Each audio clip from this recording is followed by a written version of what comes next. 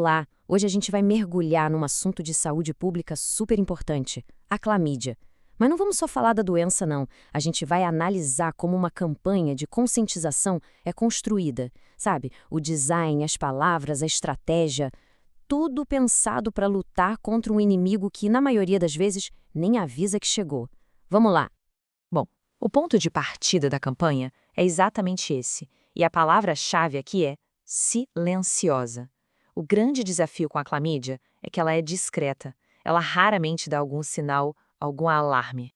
E para a gente ter uma ideia do tamanho desse silêncio, olha só esse número: 70%. 70% das mulheres que têm clamídia não apresentam sintoma nenhum. É um número muito, mas muito alto, que já mostra de cara por que esse assunto é tão urgente. E não para por aí, viu? Além dos 70% das mulheres, metade dos homens infectados também não sente absolutamente nada. Isso só reforça como a infecção vai se espalhando de forma invisível, sabe? Por isso que a conscientização e os exames são tão fundamentais para todo mundo. Certo, então, agora que a gente já entendeu que o problema é essa natureza oculta da doença, vamos decodificar o que é exatamente a clamídia e como ela, em alguns poucos casos, resolve aparecer.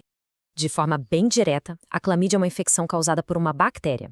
E o ponto central, como o próprio material de campanha faz questão de destacar, é que a principal característica dela é justamente a falta de sintomas. Uma definição bem simples para um problema que pode ser bem complexo.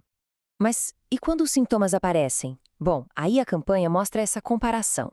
Para as mulheres pode ser corrimento, dor, uma sensação de ardor e até sangramento. Já para os homens pode aparecer uma secreção, ardor para urinar, coceira e dor ou inchaço nos testículos.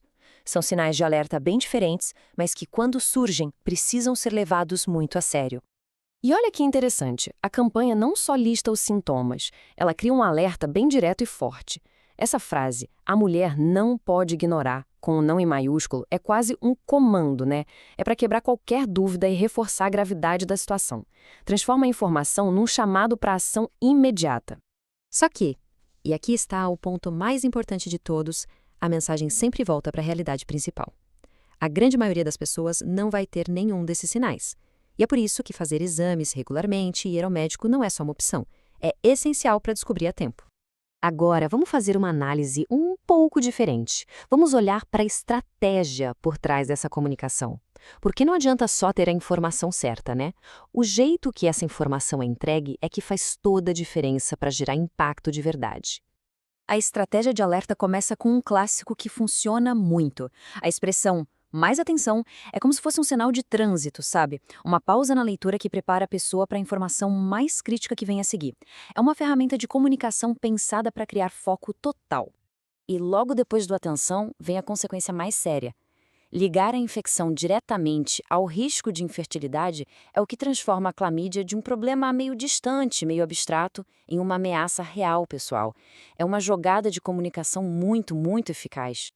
Então, qual é a fórmula aqui? É essa combinação de frases curtas, diretas, com cores que chamam a atenção, como tons de lilás e rosa, para se destacar. É o uso de avisos de alto impacto, como a gente viu, para criar um senso de urgência. É a apresentação de consequências claras e que assustam, como a infertilidade. E, no fim, é ter um foco total na ação. Procure ajuda, faça o teste. E, finalmente, a gente chega na parte mais prática e, claro, mais importante, a prevenção. Porque a informação é o alerta, mas é a ação preventiva que protege de verdade. E os passos são bem claros. Primeiro, o uso de barreira profilática em toda e qualquer relação sexual. Segundo, consultas e exames de rotina. Terceiro, evitar múltiplos parceiros. E quarto, que é muito importante, se tiver o diagnóstico, tem que fazer o tratamento até o fim e garantir que a parceria também faça. São passos práticos que funcionam.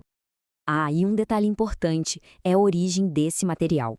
Ele foi criado pelo curso de Biomedicina da PUC Goiás. Isso dá uma credibilidade enorme e mostra como o meio acadêmico tem um papel fundamental na conscientização da comunidade. E para a gente fechar essa análise, fica essa reflexão. A informação, como a gente viu aqui, é o primeiro passo, é a base de tudo. A pergunta que fica no ar é: qual vai ser o próximo? E a resposta para isso está na ação, no cuidado com a própria saúde e com a saúde de quem está ao nosso redor.